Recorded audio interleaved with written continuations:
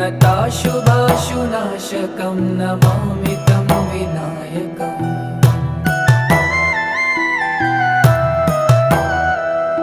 न तेतरातिभीकरं नवोदितार्कभास्वरं न मत्सुरारिनिर्जरं न तादिकापदुद्धरम्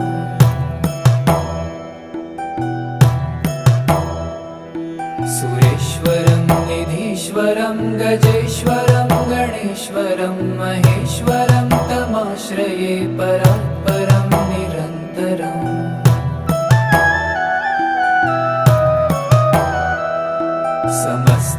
समस्तलोकशङ्करं निरस्तदैत्यकुञ्जरं दरेत